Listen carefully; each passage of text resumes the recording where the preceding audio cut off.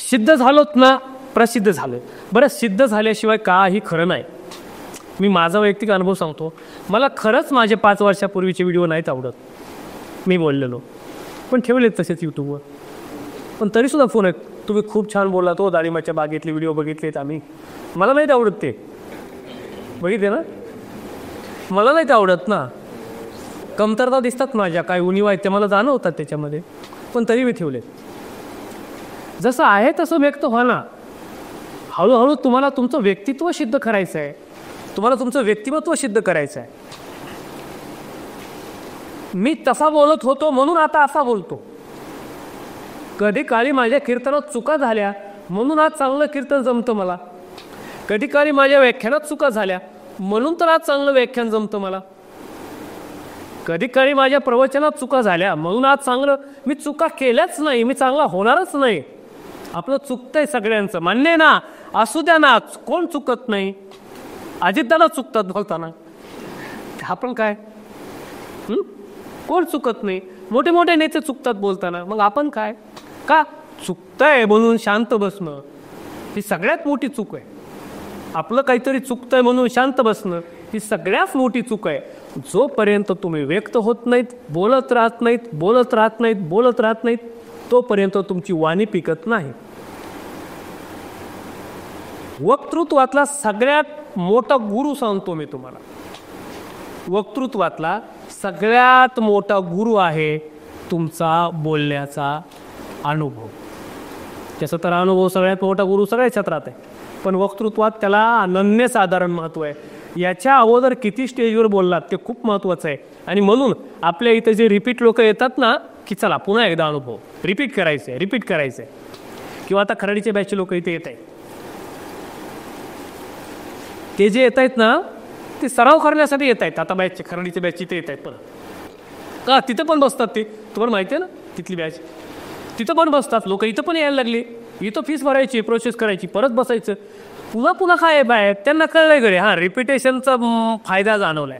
तुमची दुसरी वेळ असा, राहायला कोल्हापूरला आहे, मिरज, सांगली, कोल्हापूर मी आलो भेटे हो हो भेटायला आलतात मला, करेक्ट आलं लक्षात. रिपीट आलेत परत, म्हणजे तुम्ही जेवढं रिपिटेशन असतं ना याच्यामध्ये तेवढं चांगलं असतं. बरं, ही कला आहे, गायन कला, नृत्य कला, पोहणे, हे सगळे कला आहेत ना. या कलेला सराव लागतो आणि आपण सराव करत नाही. आणि ही कला सगळ्या कलेचा बाप आहे. म्हणजे चांगलं चित्र काढतोय आणि चांगलं चित्र काढून तो खूप मोठा चित्रकार झाला आणि त्याला नंतर 2 शब्द बोलायला लावले. आलं का तिथं? चांगला गायक आहे, खूप आवाज सुंदर आहे आणि त्याचा मोठा सत्कार आहे, त्याला 5 मिनिटं बोलायचे. आला का तिथंच? वक्तृत्वाकडे यावं लागतं माणसाला. मोठा अधिकारी झाला आहे, त्याला 5 मिनिटं बोलायचं आहे. आला का वक्तृत्वाकडं? वक्तृत्व कला ही सगळ्या कलेचा बाप आहे. फक्त तिचं महत्त्व आणखीन लोकांना तेवढं कळलेलं नाही. येणाऱ्या काळात त्याचं महत्त्व वाढत जाणार आहे. एकतरी अंगी असू दे कला, नाहीतरी काय फुका जन्मला. फुकाट जन्म गेला जर तुमच्याकडे कुठलीच कला नसेल तर. म्हणून माणसाकडे एक तरी कला असली पाहिजे आणि त्या कलेमधून ही कला सगळ्यात मोठी आहे. आता मी माझं उदाहरण देऊन सांगतो. बीड जिल्ह्यामध्ये पहिला क्लास सुरू केला, आंबेजोगाईला तिकडचं कोणी असेल तर. नंतर बीडला सुरू केला, अंबाजोगाईतून बीडला.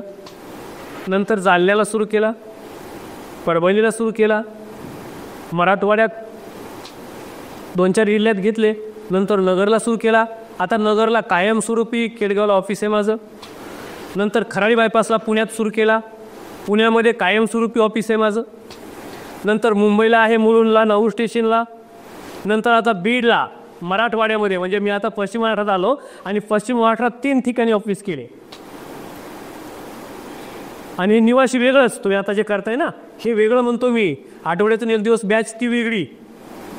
एवढ्या बॅचेस मला वाटत नाही वक्तृत्व क्षेत्रात महाराष्ट्रात कोणाच्या असतील म्हणून. एवढ्या मी जेवढ्या बॅच घेतो ना भाषण कला प्रशिक्षणाच्या, मला नाही वाटत इतक्या बॅचेस भाषण कला क्षेत्रात कोणी घेत असेल म्हणून. आणि आता मराठवाडा माझ्याकडून थोडा लांब पडतोय, मी इथं पुण्यात राहतो, मराठवाडा लांब पडतोय, म्हणून मराठवाड्याच्या सेंटरला एकाच ठिकाणी स्वतःचं असं फार्म हाऊस टाईप हॉटेल केलं आहे, चालू आहे काम त्याचं. मार्चमध्ये तिथे प्रशिक्षण होणार आहे. फेब्रुवारीत तर हॉटेलचं उद्घाटन आहे पहिल्या आठवड्यात, आणि मार्चच्या पहिल्या आठवड्यात कमी फीसमध्ये तिथं प्रशिक्षण असणार आहे. कारण लोणावळ्याला प्रशिक्षण म्हणलं की त्याची फीस जास्त असते, कारण हॉटेल महाग आहे लोणावळ्यातले, आणि लोकांना ठीक आहे तसं पण असलं पाहिजे, तसाही काही वर्ग आहे, आम्ही पैसे द्यायला तयार आहे, पण चांगलं हॉटेल बघा. मग मी लोणावळ्यात पण ठेवणार आहे चांगल्या लोकांसाठी, VIP लोकांसाठी लोणावळ्याचं प्रशिक्षण. ज्यांची कॅपॅसिटी कमी आहे पैसे भरण्याची त्यांच्यासाठी निवासी 2 ठिकाणी होती, एक लोणावळा, दुसरं मराठवाड्यात. मराठवाड्यातलं कमी फीसमधलं असेल, लोणावळ्यातलं जास्त फीसमधलं असेल, जशी रिक्वायरमेंट आहे लोकांची त्या पद्धतीनं 2 ठिकाणी हे प्रशिक्षण 3 दिवसाचे चालणार पुढच्या 2 महिन्यापासून. आणि आठवड्यातून 1 दिवस नगरला असतं, मुंबईत असतं, खराडी बायपास पुण्यात असतं, तो 2-3 ठिकाणी राहतं. कधी कधी कोल्हापूर आणि नाशिकला पण बॅच घेतो. एवढे प्रशिक्षण घेणं या क्षेत्रामध्ये मला शक्य का झालं, कारण यामध्ये मी खूप दिवस दिले त्याला. रिपिटेशन पुन्हा पुन्हा तेच केलं. काम कोणतंही असू द्या, पुन्हा पुन्हा जर तेच काम केलं ना त्याच्यामध्ये तुम्ही पारंगत होता. गाडी चालवताय, रोज चालवली तुमचा हात बसून जातो गाडीवर. जे काम करायचं आहे ते रिपीट जर केलं तर तुम्ही त्याच्यामध्ये पारंगत होणार. आज भाषण नाही जमत ना, रिपीट करा, त्याच्यामध्ये पारंगत होणार म्हणजे होणार. पण ते रिपिटेशन केलं पाहिजे आणि सातत्यानं केलं पाहिजे. मग पहा तुमच्या वक्तृत्वाचा आनंद तुम्हाला घेता येईल. आणि वक्तृत्वाचा आनंद हा, मी प्रके आत्रे सांगायचे, वक्तृत्वाची नशा ही सगळ्या नशेमध्ये डेंजर नशा आहे. त्याचा आनंदसुद्धा खूप मोठा आहे. आत्ता मोबाईल घेता 1.5 लाखाचा तर 8 दिवस आनंदी राहतो माणूस, महिनाभर फार झालं. घर बांधलं ना पहिले 6 महिने, वर्ष 6 महिने बस, त्याचा आनंद तेवढा टिकत नाही. नंतर नवे कपडे घेतले 2 दिवस पहिले आनंद, नंतर तो आनंद टिकत नाही. पण एकदा का वक्तृत्व तुम्हाला अवगत झालं, ज्यावेळी भाषण करणार आहेत आणि ज्यावेळी भाषणाला लोकांच्या टाळ्या येणार आहेत त्यावेळी त्याचा आनंद मिळणार आहे. त्याचा आनंद तुम्हालाही मिळणार आहे, श्रोत्यालाही मिळणार आहे. आणि म्हणून आयुष्यभर आनंद देणारी ही कला आहे. मी माझा अनुभव सांगतो, जी माणसं व्यक्त झाली ती माणसं सुसाईड करत नाहीत. जी माणसं व्यक्त होत नाहीत अशी लोक बरी सुसाईड करतात. महिलांची संख्या सुसाईड जास्त करत नाही, पुरुष जास्त सुसाईड करतात. बघा तुम्ही का? महिला व्यक्त होतात, पुरुष व्यक्त होत नाहीत. व्यक्त होणारा माणूस मोकळा राहतो, टेन्शन फ्री राहतो, कोणी असू द्या. आता एक साधं गणित सांगतो तुम्हाला आणि माझ्या प्रशिक्षणाकडे वळतो. तुमच्याकडे काय आहे ना, बस त्याचाच विचार करा. काय नाही त्याचा विचार करत जाऊ नका. मला येत नाही, मला जमत नाही, मला ते शब्द आठवत नाहीत, मला ते टाचन करता येत नाही, मला ते सुरुवात कशी करावं माहीत नाही, मला हे येत नाही, मला ते येत नाही. उगाच तुमच्या मनामध्ये भाषणाची अनामिक भीती बसलेली आहे. तिला काही कारणच नाही आहे. कारण भाषणाला तर काही नियम नाही. बोलणे म्हणजे भाषण. जुने लोक काय म्हणायचे, त्याचं माझं भाषण नाही. बोलणे म्हणजे भाषण. तुम्ही बोला, पुढे येऊन काहीही बोला. काय बोलता, बोलून काय बोलता तुम्ही, काय चुकन काय, पुढे येऊन थेट तुम्ही थोड्या शिव्या देणार आहे. बोलणार ना काही जमल ते बोला, सुचल ते बोला, पण बोलायला लागा. जे बोलत नाहीत ना ते बोलायला लागा. मी तर तुम्हाला या 3 दिवसामध्ये वेगवेगळे टेक्निक शिकवणार आहे की जे तुम्हाला सहज वाटेल, सोपं वाटेल. अरे खूप सोपं आहे की हे भाषण काय अवघड नाही. अशा पद्धतीचं टेक्निक तर मी तुम्हाला देणारच आहे. आपली ही प्रशिक्षणाला सुरुवात नाहीच, मी फक्त तुम्हाला सांगतोय, माहिती देतोय. प्रशिक्षणाला सुरुवात आणखीन झालेली नाही. प्रशिक्षणाला सुरुवात आणखीन 15-20 मिनिटं होतही नाही. पण अगोदर ज्या काही तुमच्या मनातल्या किंतु परंतु आहे ना ते आपण काढून टाकलं पाहिजे. काय समस्या आहेत, आठवत नाही, तरतर होतं, लटलट होतं, वेळेवर आठवत नाही, भाषण प्रभावी येत नाही, सुचत नाही. याच्यापेक्षा वेगळी समस्या कोणाची आहे का कोणी? म्हणजे मला जे मेसेज येतात ना, सर मला जरा सुचत नाही, थोडं यायचं आहे तुमच्याकडे. सर मला जरा भीती वाटते, जरा तुमच्या प्रशिक्षणाला यायचं आहे. सर मला जरा आठवतच नाही, वेळेवर दुसराच बोलतो मी जरा गडबडून जातो. याच्यापेक्षा समस्या कोणाची आहे का? याच्यापेक्षा वेगळी काहीही समस्या कोणाची नाही. काय आहे कोणाची? याच आहेत ना. म्हणजे कॉमन समस्या आहे, सगळ्याच्याच आहेत या. 10% लोक बोलणार आहेत, तसं तर 10% पण नाही. वक्ता 10 पण ठीक आहे, काही लोकांना अन्न होत असतं, काही लोकांना शिकावं लागतं, एवढं एक लक्षात ठेवा. वक्ता 10 मान्य आहे, पण मग प्रयत्नातून वक्ता होता येत नाही का? प्रयत्न करून तुला आजारात एकत असतो का? असं नाही. प्रयत्न करून तुम्हाला वक्तृत्व अवगत करता येतं.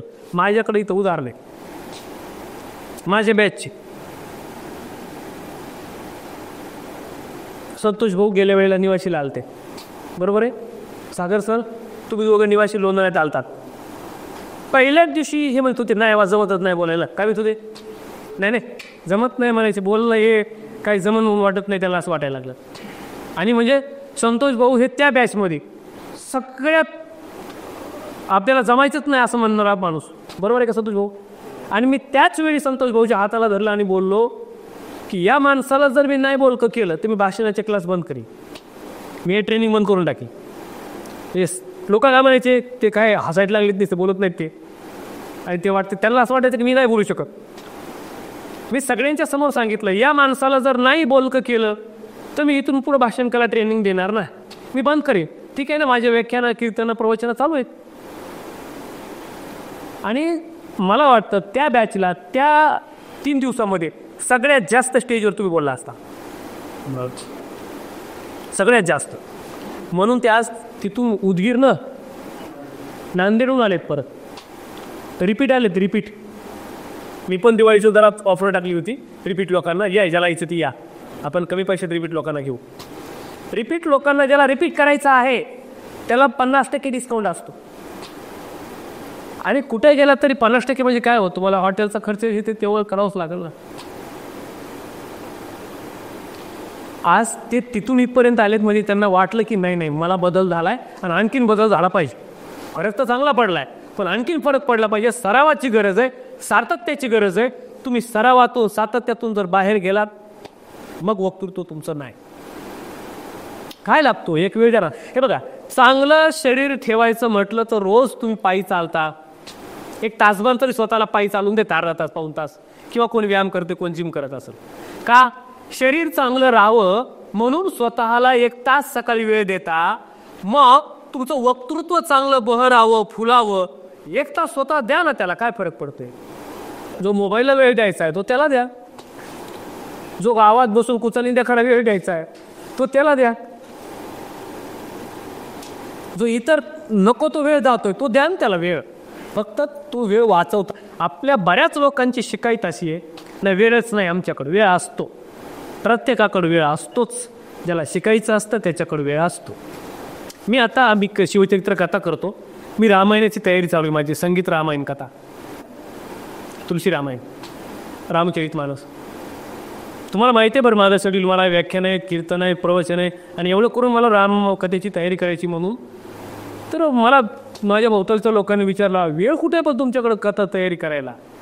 मी म्हणलं आहे ना, सगळेजण 11, 11:30 आमच्या घरी झोपता, त्याच्यानंतर वेळच वेळ आहे. आणि मी पहाटे 5ला 6ला उठतो. मी खरं सांगतो, तुमचा विश्वास नाही बसणार, माझाही नव्हता बसत. मी खरंच या 8-15 दिवसात 2-2.5 तास 3 तासच झोपतो. मला वाटलं माझ्या बॉडीने साथ कशी दिली की, कारण मला ना 8 घंटे झोपल्याशिवाय माझी बॉडी साथ देत नव्हती. 8 घंटे झोपायची, मला झोपावंच लागायचं. पण सध्या मी 8-15 दिवस ना, मी 3 तास. मला बघा, रात्रीचा एक मेसेज टाकला आहे मी ग्रुपवर, 2:30 का 2:45 टाकला, बरोबर आहे का?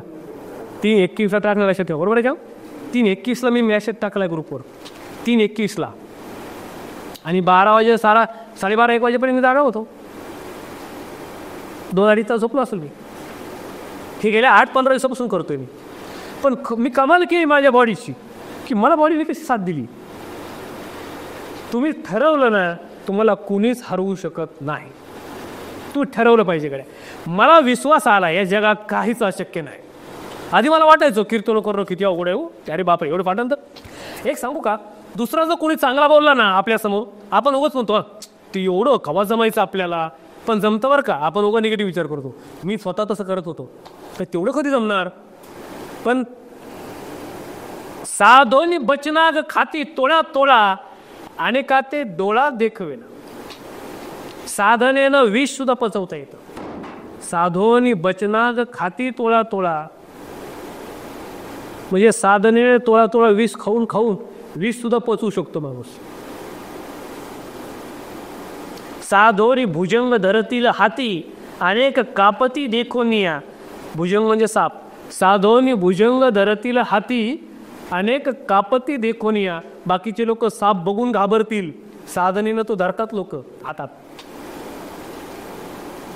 ओले मूळ भीती खडकाचे अंग, अभ्यासाशी सांग कार्यसिद्धी.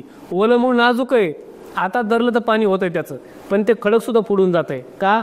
सातत्य आहे, चिटकूनच राहिले ते खडकावर, चिटकूनच राहिले. हळूहळू जागा तयार करते, हळूहळू जागा तयार करते.